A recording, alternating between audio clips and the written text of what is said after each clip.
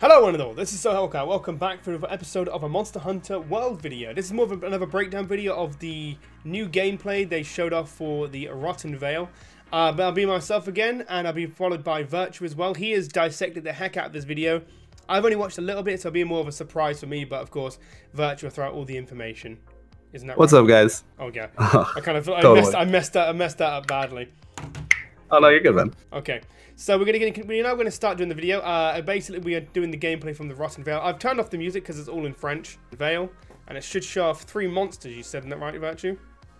3 monsters. We still have that speculated 4th monster that we know nothing about, and there's actually a 5th monster in the background, which would be the giant snake. Dalamadur? Dalamadur. Yep. Damn, okay. A Dallop of Dur. Dalamadur. He's wearing the classic Raytheon armor and a sword and shield, and it's kind of like what Virgil was pointing out. It kind of looks like the first sort of iron shield you get, but it looks like it's got Rathalos parts just stuck to it. And yeah, with the new weapon designs, it seems like they're going a real simple bone, metal, and then you add the parts onto the weapons over time, and it gradually changes its look. I'm still kind of hoping that they have this big end game weapons with the wild designs. We got a Radiban. There's the Hernator, what you mentioned before. Yeah. You called that, man. You called that, and you got it right. Yeah, the little pack monsters. They are not fun in groups. Yep. I looked up kind of like the sort of like the Oregon's lore and stuff in the wiki. Like I said, I'm reckoning something actually happened to this Oregon, because like Oregon has got tar on him. I'm basically on the bottom part of his body, so he can stick rocks to him and throw them at you. So you can throw like the explosive rocks at you. But this guy is literally covered head to toe in tar. So something has, and maybe something has bad happened to him, or maybe he just got covered in tar.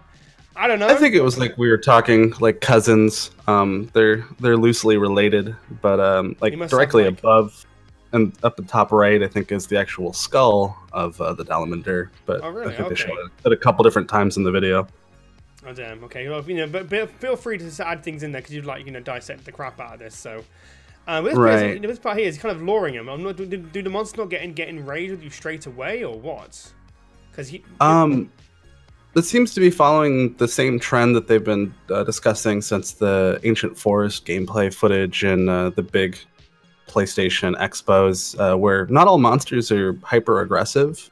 There's only certain monsters that actually will engage you outright, whereas in the other ones kind of ignore you until you've been there too long, you've attacked them, or I guess maybe another monster kind of creates a hostility in that environment, and then it's sort of like, button turned on, let's attack everything. Yeah, and that sort of like hostility sort of what people are saying as well on the side of the Odeban, like basically on the side of him, they're like Diablo horns on the side of him. Would you agree with that? The Radaban, yeah, we were discussing how I thought they looked like Nergiante horns, but I guess Toro from the Wikia has said that they are Diablo's horns. Yeah, they do look like it, because the Nergigante's horns on his head are quite small compared to what they is, and then Diablos can get quite big.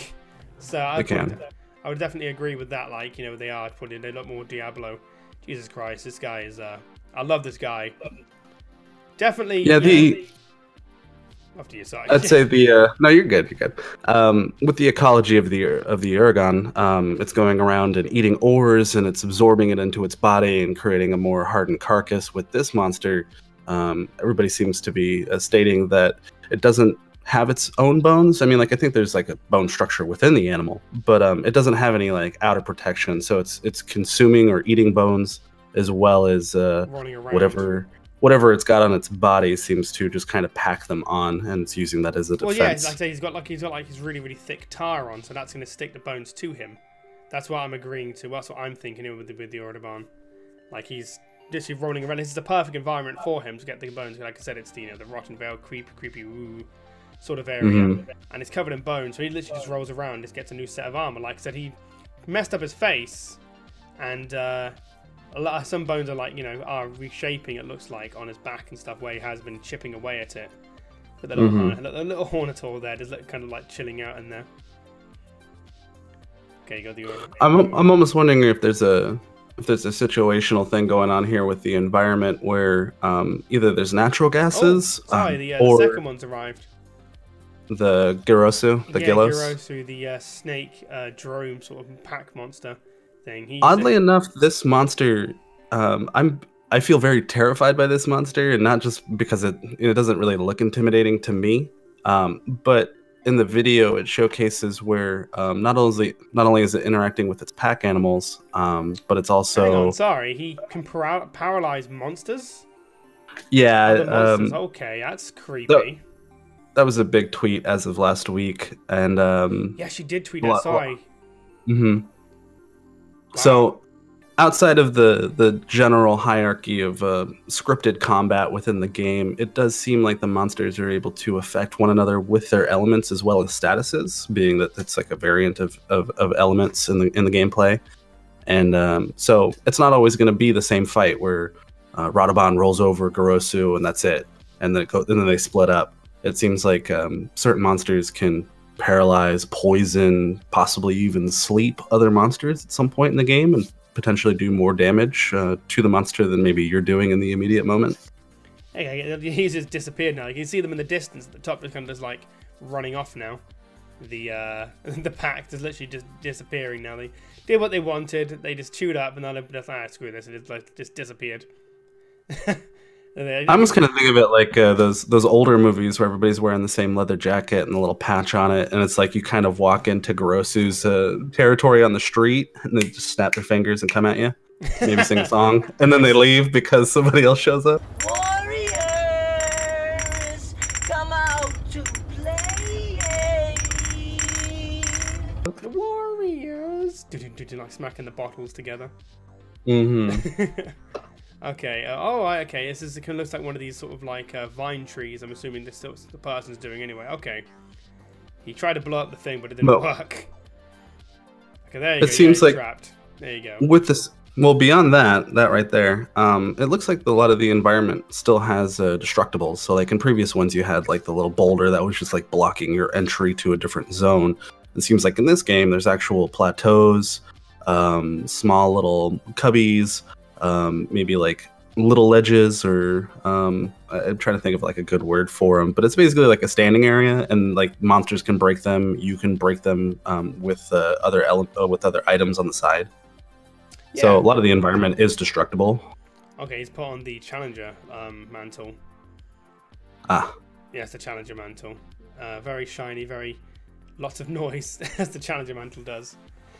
I didn't actually wear any mantles when I played the EGX. I was literally just running around just hitting things. Did they not have them available for you, or did you just not notice them? They were there. I just never put them on. Maybe I put one. Maybe I put one on when I was fighting the Rathalos, but I can't really remember if I did or not, because I was just too like kind of into this sort of everything was going on around me. But this area just looks gross. Honestly, just so gross. Ooh, nice. Yeah, I'm wondering if Dalamandur's dead carcass is the generating force behind the environment, or if that just happens to be an additional component. You know what I mean? Like a giant dead snake just rotting over time. It's kind of one of them bones. You kind of wonder what it is. But the fact we played previous ones, we now know what the body is. So other people go into the game, oh, what is that snake? It was like, aha, it's actually sit down, my boy. Let me tell you about this monster, sort of thing. Okay, so he's blowing up all these pillars around him, all these I think when the Rotten Vale footage came out, and you and I were initially breaking it down, I had mentioned that it was kind of like a snake, or it seemed snake-like. Yeah. So yeah, I think that's just in the air, you know, another one for us. Never speculation correction up there, boy.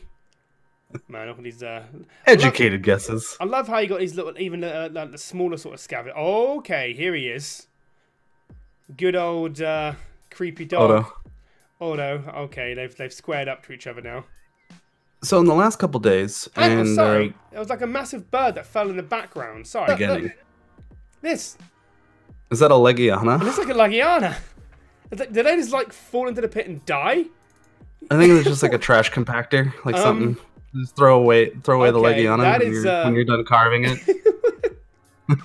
I just literally saw like a big hunk of things fall in the background. That's not debris. That's definitely something that was alive. Like a boof. There's a team of Capcom party members up top, and they just carved up their monster, threw it in the trash. Okay, and this monster's not in this series. Let's throw them down here.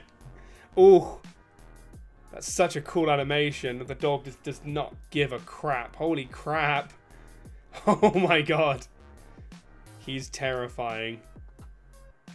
So in the footage, it seems like beyond Gorosu having the possibility of having multiple elements as well as the ability to kind of control situations with other smaller minions, Odo also seems to have the ability to be to inflict bleed. Yeah. So later on in the gameplay, yeah, I'm almost wondering if that tail of his, which kind of has like that pinecone-esque visual. If he's like shaving you with it, kind of thing. It's basically a land Steve. That kind of like tail he had kind of looked like a little bit of a rattlesnake. He was like shaking his tail. Hang on, no, I was wrong. Yeah, that was the Lagiana corpse. What fell down? Yeah. Wow. Okay. I'm one for Rob. Yeah, I know, right? Did it? So whatever fell previously on that. Okay, I was wrong about the mantle. The first mantle he put on, I've no idea what that mantle was. But the second mantle he put on was the Challenger mantle. Or no, actually, that was the Rocksteady one. You know what? I think it might have been the same mantle. It might have just broken, so then it loses all the shimmer and everything on top of it. Like you're just wearing a cloak at that point, like a base model cloak. Oof, the flashbox. Jesus, that's such a nice little infinite thing in there. That actually had flashbugs in there. Okay, he's getting rid of the little ones. I'm assuming he wants to carve the Lagiana body. So from what I read, these monsters in here, because these are wing drakes on the floor, as well as there's some little Gorosu on the ground that are walking around, but they're all like kind of seething and have like the steam and putrid effect coming off of them. Yeah, it's because you're in that environment. Apparently, for monsters, it makes them more aggressive or changes their moods. Okay. So when you're in that area, it seems like it affects you. Also, when you're fighting in this miasma, the Valley of Miasma, up at your health bar, there's like a yellow gauge, and I believe that it may actually impair your ability to heal, or possibly even stagnate your regeneration properties. So you can't heal back over time with your normal red damage, from what I was looking at. But this is the part where Gorosu shows up. And he roars, and all the monsters in the area are covered in a purple mist now, which is really strange. It could potentially be poison, but obviously he already does paralysis. Yeah. And when he actually showed up, you can go back later and edit, but when he actually shows up, he spits the ground, and then all of the yellow gas actually rises up and becomes more aerated. Sorry, he just appeared out of thin air, he did. Yeah, so Odo just knocked down Gorosu. I tweeted about this one as well. Gorosu's on the ground, and it's actually ticking damage numbers, like flinch numbers. So either that's bleed, or the Gorosu is poisoned at the moment, because it's also covered in that purple gunk. So I'm wondering if the monsters down here, the ecology is... And this is where bleed is inflicted from Odo. Yeah, top left corner, I can see now. So he gets up and crouches and walks away, and then eats a steak, and then his health goes back to normal. But there's like a new little kind of like rain pine cone icon that flashes yellow up top left. I saw the thing, the bleed thing was pulsing, assuming that because he was crouching and not moving. So, but being that they're still fighting in that environment, he's still in that yellow cloud stuff. Yeah, I can see the his health bar is yellow, and nothing's really happening. So I don't know. That would be red, but because that would slowly drain out over time. But once he leaves the miasma, okay, this is really interesting. Here's getting rid of the miasma. Called that. And this is the footage that we saw in Rotten Vale that everybody was like, they're exploding it, they're making it, they're firebombing, whatever.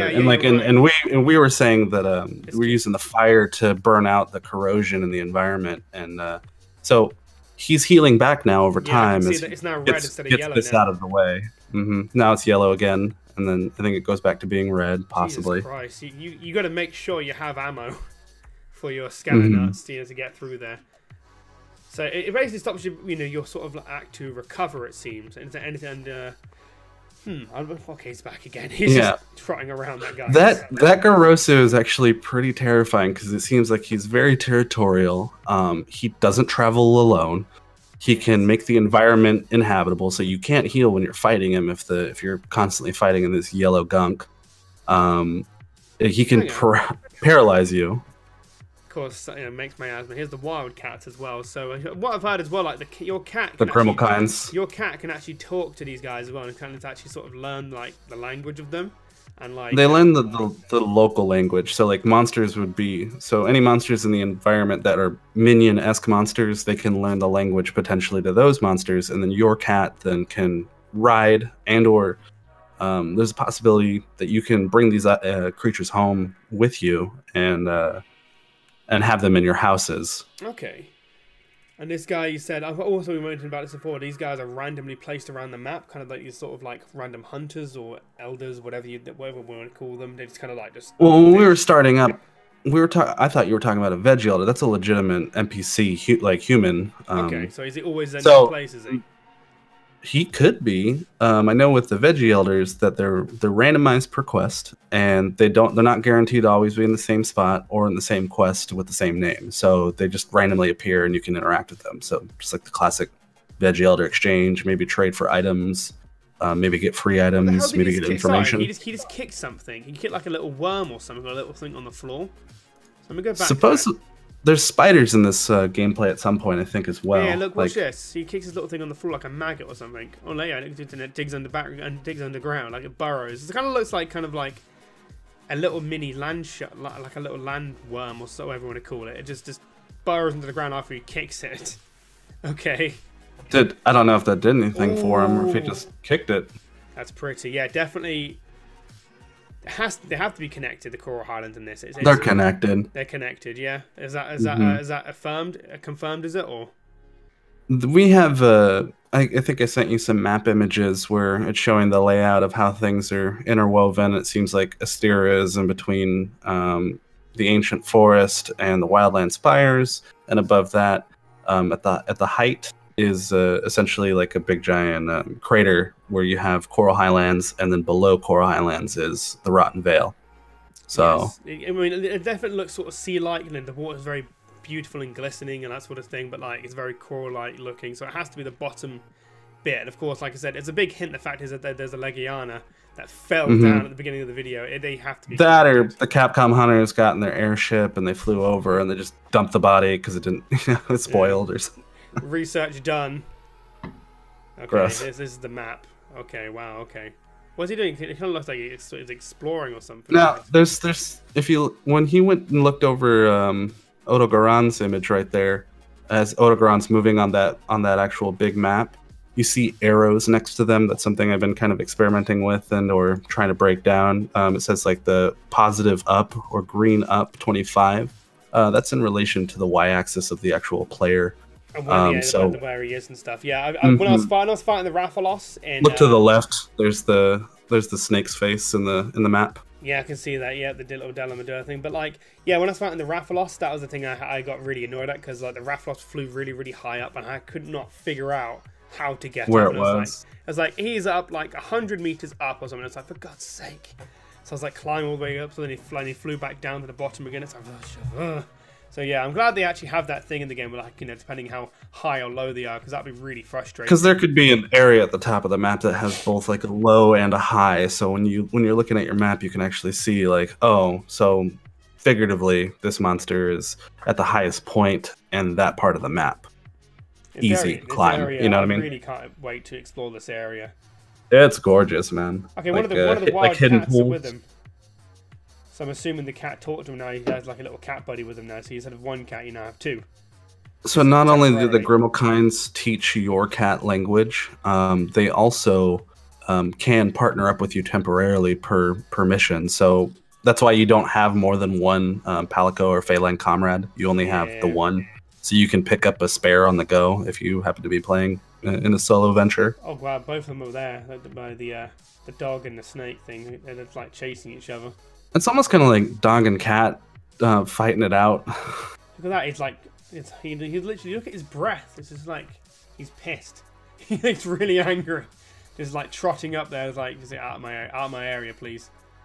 Yeah, that's a common visual for the enraged mechanics of monsters. So usually you have like your docile phase, then you have like your fatigued stage, and then when they're pissed, obviously they're going to do their moves faster, harder.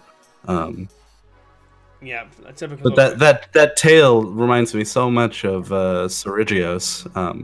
And See, it's interesting he has the bleed as well. I was thinking more like it looked like a rattlesnake sort of like foot sort of tail, in my opinion, when he started like rattling it around the place. In my opinion, anyway. Yeah. But I can definitely see what you mean about with Steve as well, because like Pinecone Steve. Oh, the side. I didn't know the cat actually jumps on the back of your hunter, and they fly off. That's quite cute. Wow, that's good old Rotten Vale. That was a really good video. Yeah, there's a lot to see in the video. There's a lot of little things that you can pick out from the environment. I think we pretty much covered everything in there anyway. Personally, like all the main sort of like things that people want to know and stuff. And no, that was a really good watch to actually see what's actually going on with that. But anything you want to add at all? I mean, I want the game. Yeah, I want the game, man, right now, please, Capcom, please. 26th of Jan. Thank you so much. Anyway, guys, thank you so much for watching this episode of Monster Hunter World, the breakdown for the Rotten Vale. If you guys enjoyed this episode, find it helpful, do comment, like, and favor. And if you are new to the channel, do subscribe. Also, I will put Virtue's Twitch channel below. He will stream Monster Hunter World like non-stop when the game comes out. So you can know life the game with him if you will. Thank you so much for watching, guys. Take care of yourself and have a good day. Bye-bye.